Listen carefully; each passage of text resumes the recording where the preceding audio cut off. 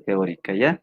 Entonces, un par de días vamos a darles todo lo que es esófago y vamos a empezar siempre, como es en todos los temas, con la parte de la anatomía. Bueno, vamos a empezar diciendo de que el esófago, como vemos en esta imagen, es un conducto muscular blando y aplanado, ¿no? Que la función es el permitir el paso de los alimentos de la faringe hacia el estómago. Asimismo, impide el reflujo de los alimentos hacia la faringe, ¿no? Entonces, está situado en la línea media anterior de la columna vertebral y posterior a la tráquea. Vale decir que está situado detrás de la tráquea, ¿ya? Tiene un diámetro que en su porción superior y media está aplanado y tiene un diámetro entre 2.5 por 1.6 centímetros. La porción inferior es más redondeada, tiene esas características de ser más redondeada y tiene un diámetro de 2.5 por 2.4 centímetros.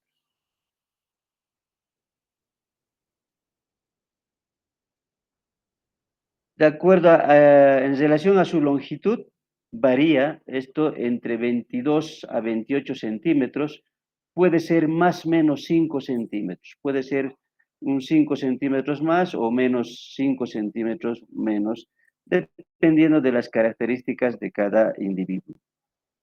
Está entre el cartílago cricoides y la unión esófago-gástrica, ¿no? Entonces, eso es su longitud del esófago, de los cuales, de esa longitud total, 3 a 6 centímetros tiene una porción abdominal. Como se ve en esta imagen, acá está, tiene una porción que es de 3 centímetros más o menos, una porción abdominal, ¿no? Después del hiato esofágico, ¿ya? Entonces, va a iniciar siempre en el cartílago cricoides, que está a la altura de la 5 y sexta vértebra cervical, ¿no? A ese nivel es el inicio del esófago, ¿ya? Se introduce en el tórax a nivel de la escotadura external, ¿ya? Y se ubica en el límite anterior al mediastino posterior. Vale decir que está delante del mediastino posterior el esófago, ¿ya? El hiato esofágico del diafragma está a la altura de la décima vértebra torácica, ¿no? El hiato esofágico. Entonces estaría en relación a la décima vértebra torácica, ¿ya? Entonces, y va a terminar el esófago a nivel del esfínter esofágico inferior, que está en relación o que está a la altura de la 12 vértebra torácica, ¿ya? 12 vértebra torácica.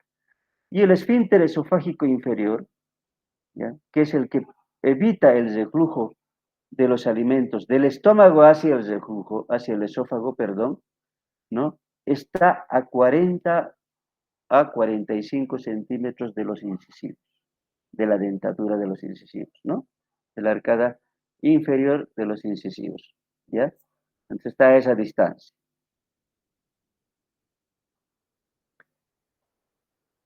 El esófago tiene, en ciertas porciones, tiene ciertos estrecheces o estrechamientos, ¿ya? De acuerdo al tránsito faringoesofágico, permite evidenciar 4 estrechamientos, ¿no? Uno de los estrechamientos es la unión faringoesofágico, ¿ya? Que está a nivel de la sexta vértebra cervical o a 14 a 16 centímetros de la arcada dentaria de los incisivos, ¿no? Está aquí en la imagen vemos que esta es el cricofaringeo, el estrechamiento cricofaringeo o faringoesofágico, ¿ya? Entonces, el segundo estrechamiento está a nivel del callado de la aorta, ¿ya? Está a la altura del callado de la aorta. Este callado de la aorta cruza por delante del esófago, ¿no? Entonces, sobre la pared lateral del esófago, ¿ya? Y estaría a la altura de la cuarta vértebra torácica, ¿ya? Cuarta vértebra torácica. Viene otro tercer estrechamiento, que es el estrechamiento bronquial, como se ve en esta imagen. El bronquio izquierdo principalmente cruza por delante del esófago, y está a la altura de a 22 centímetros de los incisivos, ¿ya? Y el último estrechamiento es el estrechamiento diafragmático. Está a nivel de la 10ª vértebra torácica, este estrechamiento está dada por el diafragma, ¿no? Entonces, a ese nivel está el diafragma por donde atraviesa el esófago hacia la cavidad abdominal.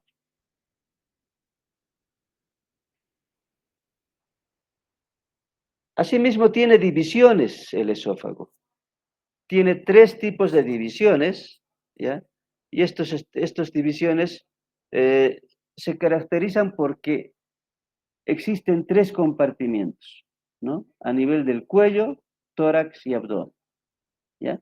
Entonces, existe una división clásica que de acuerdo a esto se dividiría en un segmento cervical, en un segmento torácico y en un segmento abdominal, ¿no? Esa es la clásica clasificación que tiene el esófago, ¿no? Y hay otros que han propuesto 2 divisiones más, ¿no? Y estas 2 divisiones está dada por Diamant, es un autor, Diamant, se refiere a aspectos más funcionales del esófago. ¿Y cuáles son estas divisiones funcionales? Serían el esfínter esofágico superior, el cuerpo esofágico y el esfínter esofágico inferior. Vamos viendo más adelante después esto, cómo es que se divide de acuerdo a su función del esófago, ¿no? Y Siebert y Coles también dividen al esófago en 2, un extremo proximal y un extremo distal. Esto de acuerdo a, más que todo desde el punto de la bifurcación traqueal. Esto más que todo interesa a los cirujanos. Yo les explico de qué manera. Ahí está en una, eh, en una figura, si se puede decir, o imagen, la división clásica que es la cervical, el esófago cervical, el esófago torácico y el esófago abdominal, que hemos dicho que tiene una longitud de 3 centímetros aproximadamente, ¿no? Y estas son las clasificaciones de acuerdo a la anatomía que hemos dicho que es la cervical, torácica y abdominal. De acuerdo a su función, hemos dicho que se clasifica en esfínter esofágico superior, el cuerpo esofágico y esfínter esofágico inferior, ¿no ve? Entonces, y de acuerdo al interés de los cirujanos, va a clasificarse, ¿no?, en un extremo proximal y distal, o segmento proximal y segmento distal. Esto desde el punto de vista quirúrgico, ¿ya? ¿Y por qué? Desde el punto de vista quirúrgico, como hemos dicho que se divide o que se clasifica en proximal y distal, a partir de la bifurcación traqueal o bronquial, ¿no? ¿Por qué consideran los cirujanos que es importante? Uno, porque el flujo linfático avanza de la bifurcación en dirección craneal y caudal, ¿no? Entonces, es uno de los que tiene importancia. Dos, que los cánceres, o sea, los tumores, aparecen con mayor frecuencia en la mucosa de la mitad distal del esófago, con mayor frecuencia, cuyo pronóstico sería mejor en esa parte. Los tumores de la parte distal del esófago tendrían mejor pronóstico que los tumores del segmento proximal. ¿Por qué? Porque estos tumores del segmento proximal tienden a perforar rápidamente la pared esofágica e invaden la tráquea, los bronquios y el espacio adyacente con el mediastino. Entonces, por esa razón, los tumores que se hallan en el segmento proximal del esófago son de mayor gravedad, ¿no? Por esa razón es de interés esta clasificación, ¿no? Además, esta clasificación es compatible con el desarrollo embriológico, vale decir que eh, precedente de 2 orígenes fisulares diferentes y organización específica de los vasos, tipos musculares y la inervación. Entonces, más que todo, la importancia para los cirujanos es esta división por esas razones.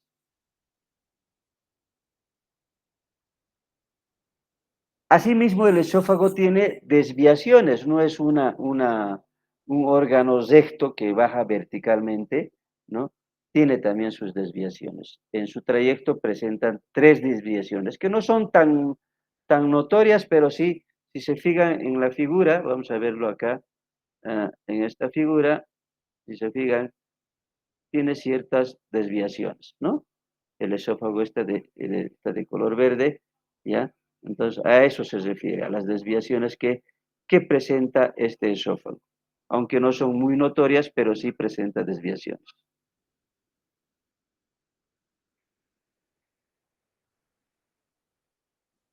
Entonces, hablando de las desviaciones, la primera desviación es a la izquierda, que está en la base del cuello. Esto facilita a los cirujanos el abordaje desde el lado izquierdo. ¿Para qué? Para realizar cualquier intervención quirúrgica en relación al esófago, ¿no? Entonces, por esta vía es más fácil llegar al esófago cervical, ¿no? Entonces, para hacer cualquier tipo de anastomosis o intervención quirúrgica del esófago. La segunda desviación es a la derecha de la columna vertebral, que está a nivel de la séptima vértebra torácica, ¿no? Y la tercera va hacia la izquierda de la columna vertebral, ¿no? Que es la porción terminal de la unión esófago-gástrica. Y dice también que las curvas escolióticas de la columna vertebral no afectan en su trayecto del esófago normal. Vale decir que las curvaturas que tenemos en la columna vertebral de ninguna manera van a afectar el trayecto normal que tiene el esófago.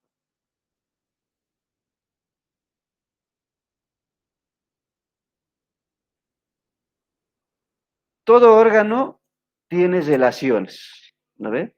¿A qué se refieren las relaciones? A los órganos vecinos que se encuentran alrededor del órgano que describimos, ¿no ve? Entonces, todos tienen relaciones, o vecinos, si se puede decir, ¿ya? Y en este caso, el esófago, como se encuentra, hay una esófago, una porción cervical, hay una porción torácica y una porción abdominal, pues van a tener relaciones distintas en los distintos segmentos descritos, ¿ya? Entonces vamos a ver que hacia adelante, desde el esófago, desde la sexta vértebra cervical hasta la segunda vértebra torácica, ese segmento por delante va a estar relacionado con la tráquea, solamente separada por una capa delgada que es tejido laxo, ¿no? Que va a separar hasta la bifurcación traqueal, ¿no? Hasta la bifurcación traqueal, entonces, solamente va a estar separada por esta capa delgada que es tejido laxo.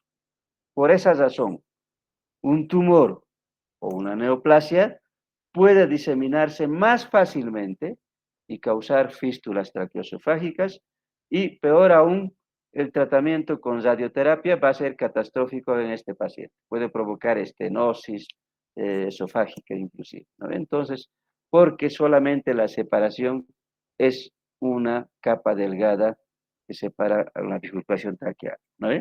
Entonces, perdón, con la tráquea.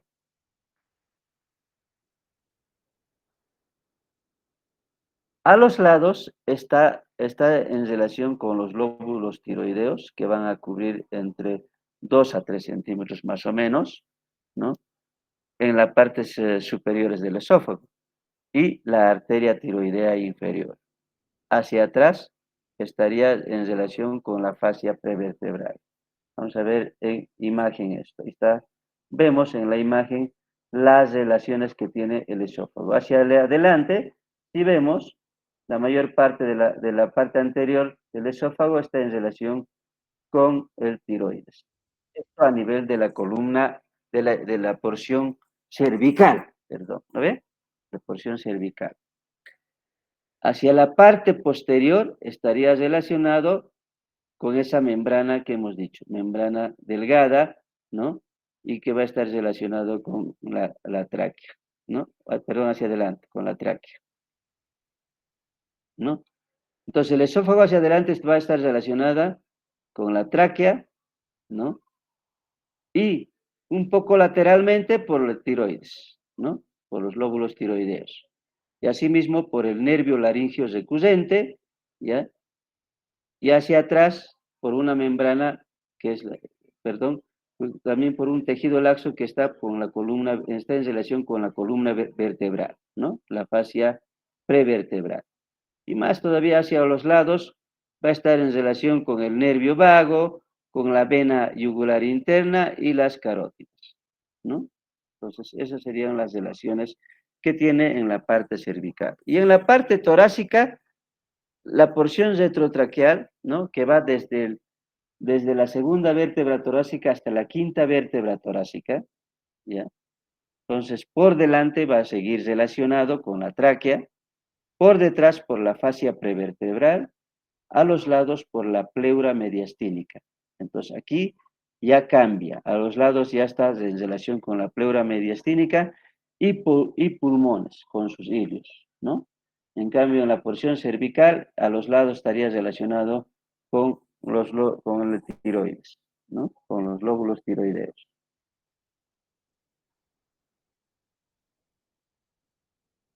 Seguimos en la porción torácica, hacia la derecha,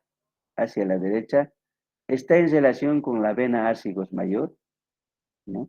Con la vena ácigos mayor, entonces, con el conducto torácico, ¿ya? Y con el callado aórtico y aorta, ¿ya? Entonces, hacia la derecha está en relación con la vena ácigos mayor y el conducto torácico. Y hacia la izquierda con el callado aórtico y aorta, ¿ya? Entonces, esas son las relaciones del esófago en la porción torácica.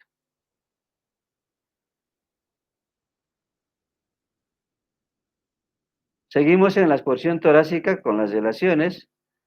En la porción retrocardíaca o interácigos aórtico, que va desde las 5 vértebras torácicas hasta la novena vértebra torácica, por delante estaría en relación con el origen del bronquio izquierdo, ganglios traqueobronquiales, el corazón que está a nivel de la séptima vértebra torácica, y el fondo de saco de Heller que está a nivel del octavo vértebra torácica, ¿no?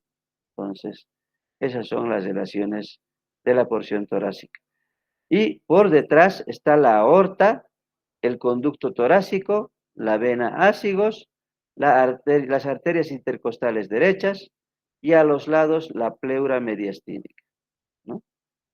Ambos nervios vagos atraviesan el hiato junto al esófago a la altura de la décima vértebra torácica.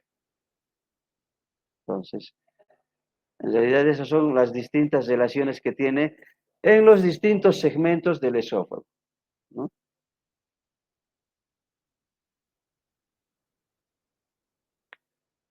Y las relaciones de la porción abdominal o del segmento abdominal, por delante está el vago izquierdo, parte del lóbulo izquierdo del hígado, ¿ya? Por detrás el vago derecho, sabemos que el vago a nivel de la porción esofágica se vuelve anterior, ¿no? Entonces, y el vago anterior se vuelve posterior. Entonces, por eso es que cambia a nivel abdominal la ubicación de los vagos, ¿no? Por detrás hemos dicho que está el vago derecho y aorta, los dos pilares diafragmáticos, ¿ya? Los dos pilares diafragmáticos, la vena cava inferior por fuera del pilar derecho, la aorta por fuera del pilar izquierdo, ¿no? Entonces, esos son los órganos con los que está en relación en la porción abdominal el esófago, ¿ya? Y al lado izquierdo, con la curvatura mayor del estómago, ¿no? Y polo superior del vaso. Eso vendría a ser las relaciones eh, del esófago en las distintas porciones en los distintos segmentos, perdón. La irrigación del esófago vienen de la arteria tiroidea inferior, que procede de la arteria subclavia, ¿ya? De la arteria las arterias traqueobronquiales, 3-5 ramas del callado aórtico, la aorta torácica, ¿no? Que nos va a dar 1 a 2 arterias esofágicas, la arteria gástrica izquierda o coronaria estomáquica, que va a dar más o menos 11 ramas ascendentes y van a llegar la cara anterior y derecha de la porción inferior del esófago. Asimismo, la arteria esplénica va a llegar a la pared esofágica posterior y parte de la curvatura mayor del estómago, como se ve en esta imagen, ¿no? Ahí están las arterias eh, esofágicas, ¿no? Que van a estar dadas principalmente, en la gran mayoría son ramas de la aorta, ¿no?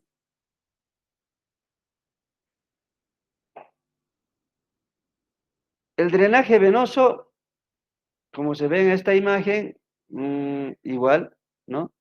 Entonces, la circulación sistémica, la vena ácigos y hemiácigos, la vena hemiácigos accesoria, las venas intercostal superior y la vena tiroidea inferior, ¿no? Entonces van a ir a esas venas, las venas esofágicas. Y la circulación portal, la vena gástrica izquierda, ¿no? Entonces, esos van a la circulación portal. La inervación. La inervación tiene inervación parasimpática y simpática. La parasimpática está dada principalmente por los dos vagos, ¿no? Los nervios vago anterior y posterior, ¿no? Entonces, y el simpático, la inervación simpática está dada por el tronco simpático torácico, ¿ya? Entonces, esas son las inervaciones del esófago, simpático y parasimpático. El drenaje linfático, ¿ya? Posee un sistema de drenaje linfático extenso, formado por dos plexos linfáticos. Interconectados, nacen de la musculares y submucosa. Van a penetrar en la muscular propia y van a drenar en el plexo que discurre longitudinalmente por la pared, ¿no? Y en sus 2 tercios superiores, el flujo es ascendente y en sus 1 tercio distal suele ser descendente. Por esa razón tiene su importancia el flujo del esófago. O sea, la parte media hacia la parte proximal van a ser ascendente y hacia la parte distal descendente el flujo, a partir de la bifurcación de los bronquios.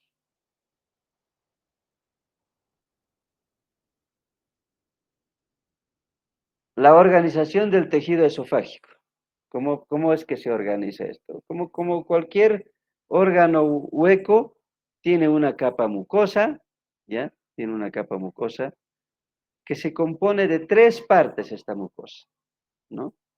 Un epitelio, y cuyo epitelio es estratificado no queratinizado, donde incluye glándulas serosas, glándulas cardíacas, similares al del estómago. Glándulas esofágicas de tipo mucoso, pequeñas y tubulares, y se localizan externamente a la capa muscular de la mucosa, ¿no? Entonces, la capa mucosa tiene entonces el epitelio estratificado, esta al mismo tiempo tiene una lámina propia, donde se encuentran principalmente fibras elásticas, colágenos, vasos sanguíneos, linfáticos, nervios, folículos, glándulas esofágicas del tipo mucoso, y en la parte del esófago terminal, glándulas similares a de las glándulas cardíacas. Entonces, estamos viendo de que la mucosa tiene un epitelio, una lámina propia y una musculares mucosae, ¿no? Las musculares mucosae. Y esta musculares mucosae es una capa delgada formada por haces cortos de músculo liso. Comienza a la altura de 6 a 8 milímetros por debajo de la unión faringoesofágica, ¿ya? Se disponen transversalmente en la pared esofágica. Al contraerse esta capa, forma los pliegues esofágicos, ¿no? Entonces, Cuando el endoscopista insufla la luz esofágica, la pared se extiende y los pliegues desaparecen. Entonces tiene ciertos pliegues en la mucosa del esófago, ¿no? En el punto de entrada al estómago, los pliegues de la mucosa van a cambiar y cambian bruscamente de longitudinales a pliegues gástricos transversales, ¿no? Cambia de dirección esas pliegues, ¿ya? Y la organización de los tejidos del esófago, entonces hemos dicho, aquí está, ¿no? Está constituido por la mucosa. La mucosa, nuevamente repetimos, tiene un epitelio, una lámina propia y una muscularis mucosal, ¿no? En cambio, la capa serosa, o la muscular, perdón, tiene tres músculos. Un músculo circular interno, un músculo longitudinal externo, ¿no ve? Vale decir dos, perdón, ¿no? Y la última capa, que es la serosa o la adventicia llamada también, ¿ya? Entonces, esa es la constitución del esófago.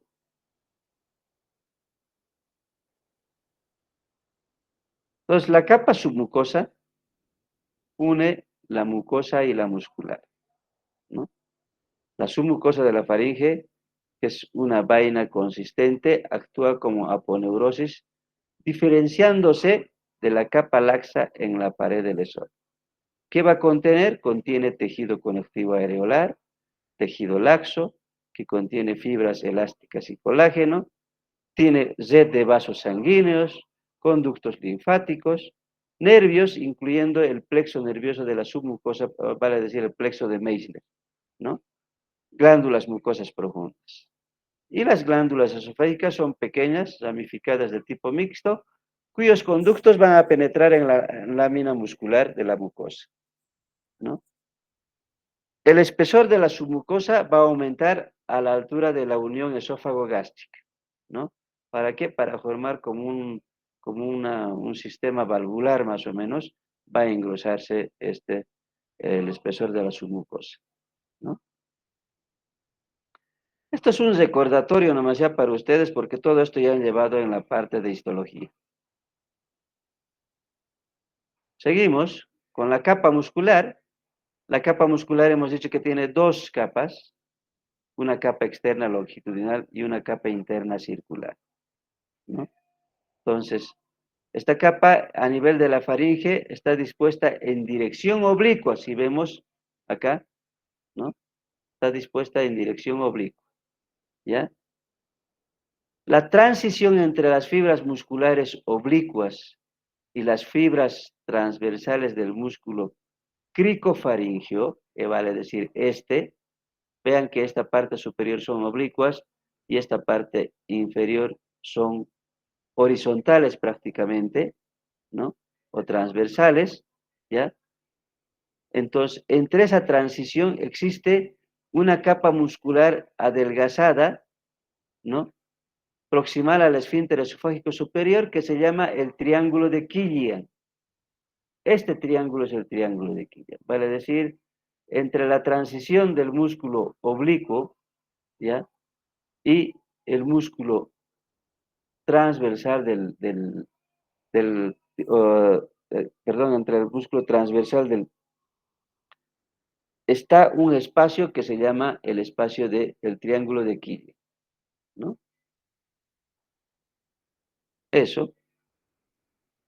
La faringe tapizada por una sola capa muscular, ¿no? Está solamente tapizada por una capa muscular la faringe, ¿ya? El esófago estaría tapizada por dos músculos, hemos dicho que sería una capa externa, la longitudinal, y una capa interna que viene a ser la circular. Seguimos con el músculo, ¿ya? Con la disposición del músculo a este nivel. Entonces, hemos dicho que la faringe tiene una sola capa muscular, ¿ya? Entonces, tiene una porción superior, que sería el músculo tirofaringeo, que tiene una dirección oblicua, ¿ya? Y una porción inferior, ¿ya? Que es el músculo cricofaringeo que viene a ser transversal, ¿no? Acá en esta imagen vemos, o en este dibujo vemos, ¿ya? Y en la transición, entre esta transición hay este espacio triangular que es el llamado el triángulo de Killian, ¿no? En ambas figuras está acá el triángulo de Killian y acá, ¿no? Entonces, entre esos dos músculos está el triángulo de Killian.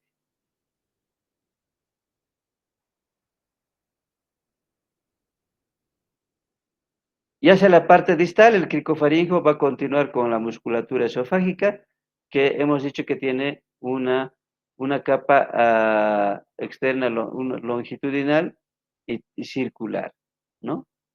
Entonces vamos a ver eso.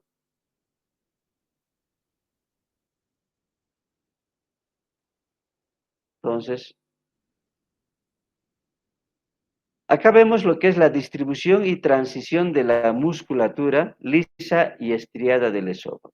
Sabemos que el esófago tiene un músculo liso y un músculo estriado. Y bueno, nos va a mostrar aquí la transición de los dos músculos, ¿ya? Funcionalmente, la faringe y el esófago presentan contracciones secuenciales continuas, ¿no? Es así como funciona. Histológicamente, los tipos musculares son diferentes. La faringe tiene músculo estriado. Debajo de la unión faringoesofágica aparecen haces aislados de músculo liso, ¿no? Entremezclados con el músculo estriado. Ya en el esófago, en el primer centímetro en el primer centímetro, haces de músculo liso va a aumentar, ¿ya? Y debajo de la bifurcación traqueal prácticamente va a ser exclusivamente músculo liso, ¿no? Entonces, aquí está la transición en esta imagen, nos muestra hacia la parte superior, inicialmente es exclusivamente músculo estriado, ¿no? Después en la parte inferior ya va a mostrar algunos haces de músculo liso y por debajo del bronquio prácticamente es músculo liso, ¿no ve? A eso se refiere la transición de la musculatura a nivel del esófago.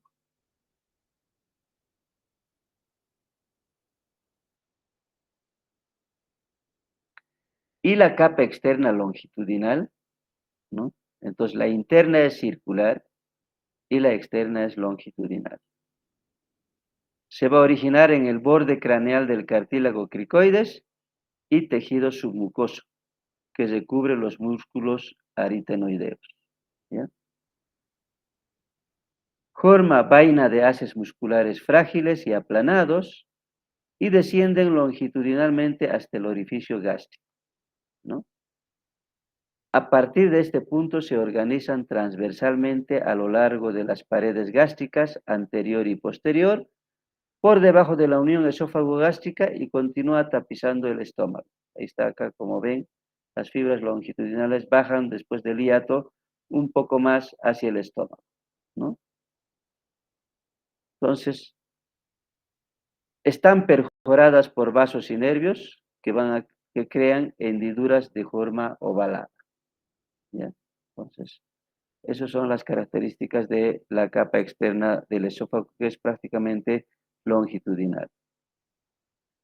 La capa interna, que es circular, como se ve en esta imagen, ¿no? Más bien es circular y transversal, de dirección transversal u horizontal, ¿ya? ¿No? Es en la parte más caudal de la musculatura faríngea, punto más bajo del control voluntario de la devolución, ¿no? Es continuación del músculo cricofaríngeo, se origina a la altura del cartílago cricoides y desciende por el esófago, recubriendo por completo el esófago, ¿no? No forman anillos cerrados, vale decir que no son anillos completos, ¿ya? En ninguna zona, sino son parciales en forma circular como una herradura, si se puede decir, con bordes superpuestos, ¿ya? Las fibras de ambas capas son exclusivamente de músculo liso, ¿no? Entonces, son músculo liso. La adventicia o la capa más externa del esófago. o la serosa también llamada así, es una capa delgada formada por tejido conectivo laxo, rodea el esófago, une con las estructuras adyacentes, contiene pequeños vasos linfáticos y fibras nerviosas. Entonces, y esto es la organización tisular de la unión esófago-gástrica. Hemos dicho que a este nivel la musculatura se va a espesar un poco más y va a formar como una capa más engrosada que va a convertirse en el esfínter esofágico inferior o la unión esófago-gástrica, ¿no? Entonces, eso es lo que va a ocurrir. Igualmente tiene la adventicia, la capa muscular, longitudinal, circular, plexo mientérico y Auerbach, ahí están la submucosa y la mucosa, ¿no? Entonces, contiene los mismos elementos anatómicos a este nivel, solo que con la característica de que está más engrosada a este nivel, en la unión esófago-gástrica.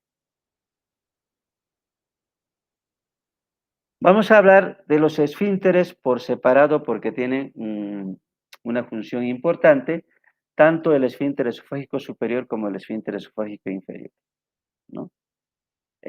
¿Cuál es la función de estos esfínteres? Van a separar el conducto alimentario en segmentos funcionales, ¿no? Tienen tono más elevado en reposo en estos segmentos, ¿no? Entonces, no están bien delimitados, sí no están bien delimitados anatómicamente, ¿ya? Tienen una definición anatómica actual, ¿no? Que está dada por el músculo circular que se localiza alrededor de una abertura y constriñe un conducto, ¿no? Entonces, viene a ser la característica de los esfínteres. El esfínter esofágico superior. El esfínter esofágico superior se localiza al final de la faringe. Está formado por dos elementos que son la pared anterior, que es rígida, ¿no? Que corresponde a la cara posterior del cartílago cricoides, ¿ya? Y la pared posterior, que es blanda, va a corresponder al músculo cricofaríngeo, ¿no? Que es continuo y transversal en herradura. Se inserta este músculo en la apófisis laterales del cartílago cricoides, como se ve acá, ¿no? Entonces, eso se refiere. ¿Qué va a hacer este esfínter esofágico? Va a controlar la entrada al esófago, evitando la distensión y aspiración por reflujo, ¿no? Esto durante la respiración y entre episodios de deglución. Y el músculo cricofaríngeo, que es más delgado que los músculos constrictores medio e inferior de la faringe, que se disponen oblicuamente, que viene a ser estos músculos, ¿no? En la manometría muestra una longitud de 2 a 4.5 centímetros, ¿ya? Una manometría. La presión del esfínter esofágico superior varía entre 30 a 142 milímetros de mercurio. Eso es la presión que existe en el esfínter esofágico superior.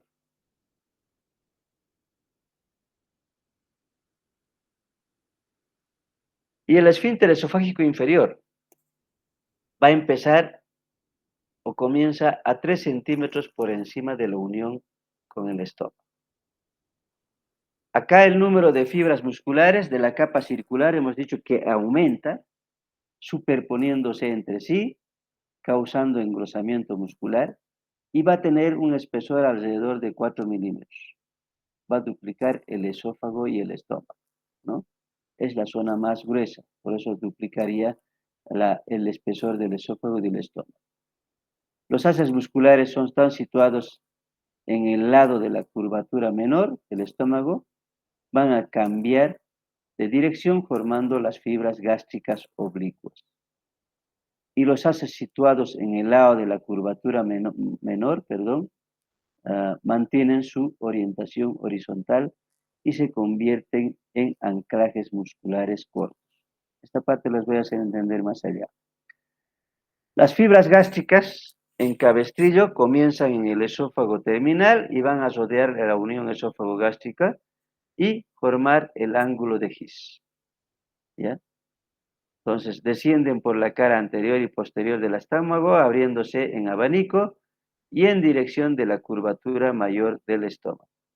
Van allí a formar cabestrillos para finalizar entre las fibras de la capa muscular interna del antro. Tiene una presión del esfínter esofágico inferior de 14.5 a 34 milímetros de mercurio. Eso es la presión normal, ¿no? Esto se mide con la manometría esofágica. Entonces acá vamos a ver un poco más lo que es el esfínter esofágico inferior, ¿ya? Que viene a ser el esfínter esofágico inferior, ¿no? En realidad, este esfínter es un esfínter anatómico, se caracteriza por un anillo de musculatura circular, ¿ya? Entonces, en realidad, de acuerdo a ciertos autores, no existiría un esfínter anatómico en el cáliz, ¿no? No existe. Inicialmente se ha descrito como un esfínter anatómico. ¿Por qué? Porque está constituido por un anillo de musculatura circular, ¿no? Pero dicen que no existe un esfínter anatómico en el cáliz, ¿ya? Entonces, eh, vamos a ver que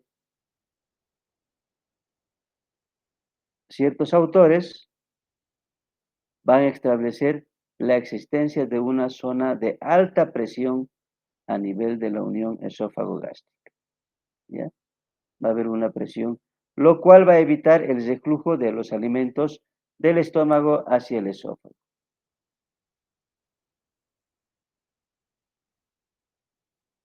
Entonces, últimamente, el esfínter está considerado, el esfínter esofágico inferior, está considerado no como esfínter anatómico, como inicialmente han descrito ciertos autores, sino como un esfínter fisiológico, ¿ya? Entonces, el esfínter esofágico inferior tiene la característica de ser un esfínter fisiológico, no anatómico, ¿ya? Entonces, eso es la característica del esfínter esofágico inferior.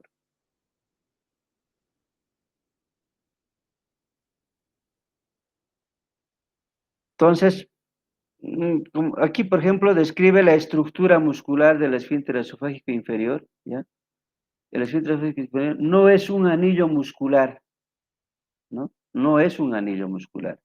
Vamos a mostrarles más allá cuál es la característica de este esfínter, ¿ya? Entonces, descartamos de que sea un anillo circular, ¿no? No es un anillo circular, ¿ya? Entonces, acá vamos a ver que el esfínter esofágico inferior estaría conformada por dos tipos de fibras. Si nos fijamos en esta imagen, unas fibras circulares que no son anillos completos, solamente son en forma de anclaje, en forma de herradura, y unas fibras que vienen, que son oblicuas, que son el sling en inglés, claves circulares y sling en inglés, ¿no ve? Entonces, eso es la característica de presentación de las fibras a este nivel. Y esto tiene mucha importancia para dar paso a los alimentos, ¿no ve? Es como un traje que van a hacer estas fibras, ¿ya? Entonces, vamos a ver, cómo más o menos actúa. ¿Cuál es el mecanismo de acción de este esfínter esofágico inferior, ¿no? Las fibras oblicuas o el sling, llamadas así, van a descender y las fibras semicirculares, que son las clasps en inglés, se van hacia el medio de esa manera van a cesar el esfínter, ¿no? Van a cesar el esófago. Fíjense acá, estas fibras circulares van a cesar a estas fibras oblicuas que están bajando, ¿no? Entonces, eso es lo que es como una cesadura más o menos, asemeja a una cesadura, ¿no? Entonces, a las fibras oblicuas que están bajando como acá, estas fibras circulares lo van a cesar, lo van a cesar. De esa manera actuaría el esfínter esofágico inferior. Es como una llave que deja pasar, pero ya no deja retornar, ¿no? Entonces, es como un anclaje que se presentan tanto las fibras circulares como las fibras oblicuas. Vale decir que las fibras circulares lo estarían abrazando hacia a las fibras oblicuas para cesarlas, ¿no? Como se ve en esta imagen.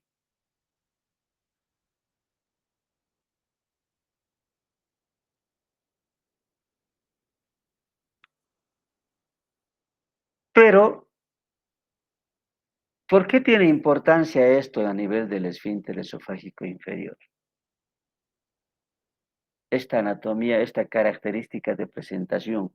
Mira, acá mismo, las fibras CLAS, que son las circulares, y las fibras SLIM, que son las oblicuas, ¿no? Entonces, de esa manera van a cesar el diámetro del esófago a este nivel. Por eso se considera esfínter esofágico inferior, que va a evitar el retorno de los alimentos hacia el esófago, ¿ya? Entonces, ¿para qué tiene importancia esto? ¿En qué casos puede alterarse esta función normal? ¿En qué casos? Uno, en una gastrectomía subtotal, ¿no? ¿Por qué? Porque en la gastrectomía subtotal, vean en esta imagen, los retiramos la porción distal del estómago, seccionando las fibras oblicuas que están bajando. Y al seccionar las fibras oblicuas, va a perder esa característica de esfínter esofágico inferior. Por lo tanto, probablemente vaya a haber reflujo gastroesofágico, ¿ya? Entonces, ese es el objetivo de que a este nivel haya fibras circulares y fibras oblicuas, ¿no? Entonces, eso es lo que hay. ¿Qué otro cuadro va a alterar este esfínter? Vamos a ver, la acalasia. La acalasia es una alteración, provoca una alteración de la motilidad esofágica, ¿no ve? Entonces, en la acalasia, lo que se hace es una cardiomiotomía, ¿no? Una cardiomiotomía. Otro tipo de procedimiento que se hace por endoscopía es el POEM, ¿no? ¿Ya? Entonces, a través de estos dos procedimientos, a través de una cardiomiotomía de Heller, que se llama, ¿ya? En el tratamiento de la acalasia, y el POEM, que es a través de una endoscopía, pueden lesionar de igual manera estos nervios. Pueden lesionar los nervios circulares o los oblicuos a este nivel, por lo tanto, van a alterar la función normal de este esfínter esofágico. Entonces, la acalasia es igual otro trastorno de la motilidad que va a alterar la función del esfínter esofágico inferior. La acalasia en sí lo vamos a estudiar como un tema aparte.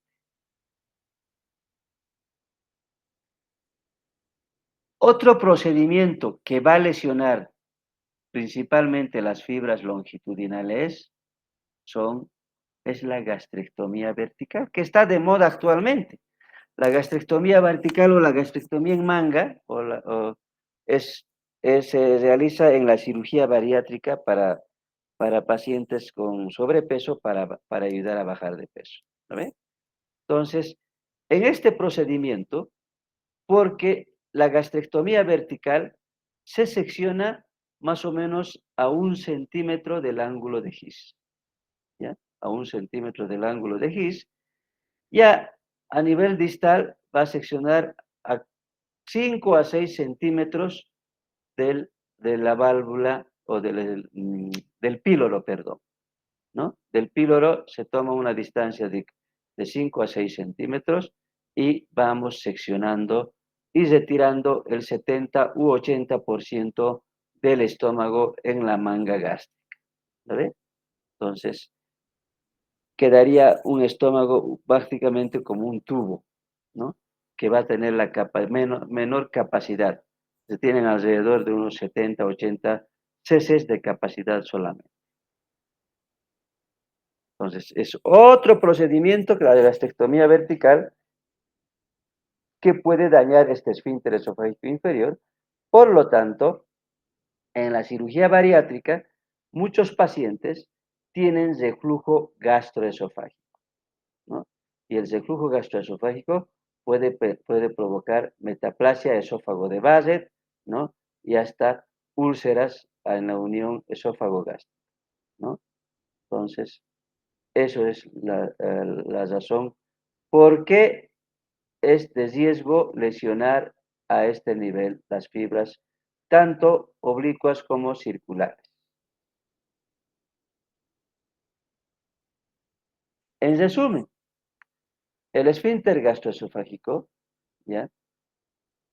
No es anatómico principalmente porque no es un anillo completo, no tiene un anillo completo. Vemos que tiene anillos semicirculares o a de media luna y fibras oblicuas, ¿no? Que ambas van a formar un anclaje entre los dos, ¿no?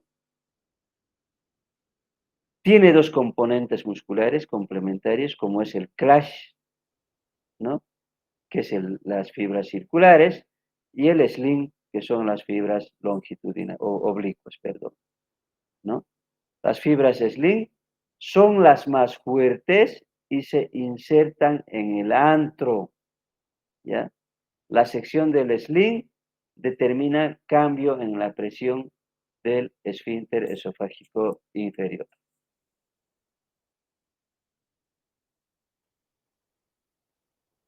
Eso sería en relación al esfínter esofágico inferior, chicos. O sea, tiene mucha importancia este esfínter esofágico inferior, ¿ya? Ahí quedaríamos conmigo, que es toda la parte de la anatomía que hemos repasado.